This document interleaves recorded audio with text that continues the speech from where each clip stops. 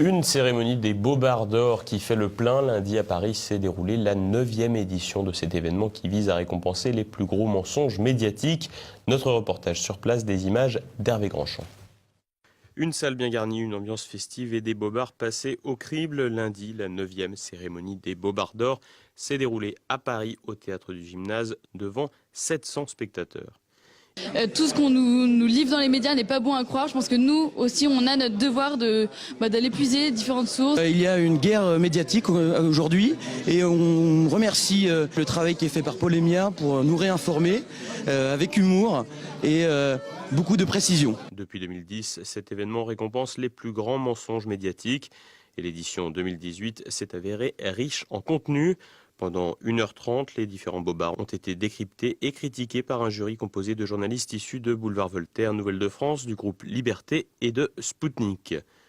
Bon, le pouvoir actuel fait un peu notre publicité et c'était d'une certaine manière un petit pied de nez à tout ce qui circule aujourd'hui dans les médias à notre rencontre, à l'encontre de Spoutnik. Le podium final regroupe les 3 plus gros bobards, des mensonges médiatiques qui sont élus par le public. 2 critères sont retenus, les répercussions médiatiques et l'absurdité du mensonge. Un très beau succès pour Yann Moix qui a obtenu le Bobard d'Or pour ses mensonges sur les soi-disant réfugiés exilés de Calais.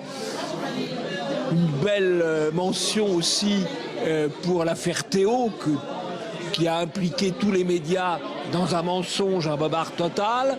Et puis pour la partie la plus amusante, le Bobard protéine, selon lesquels les hommes sont plus grands que les femmes parce qu'ils leur auraient accaparé la viande pendant la préhistoire. Cette 9e édition des Bobards d'Or avait un invité d'honneur, Rahem Kassam, rédacteur en chef de Breitbart Londres. Breitbart étant un média qui a participé à révolutionner l'information aux États-Unis et dont l'influence s'étend aujourd'hui dans le monde anglo-saxon.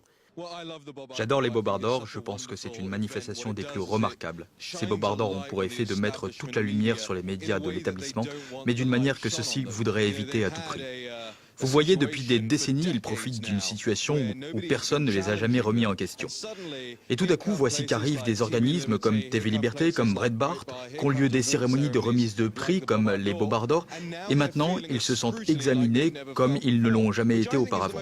Et ceci est à mon avis la chose la plus saine dans une société libre, que les observateurs soient aussi observés à leur tour. Et si vous n'avez pas la chance d'assister à la cérémonie, vous pourrez retrouver l'intégralité de la soirée très prochainement sur le site des Bobards.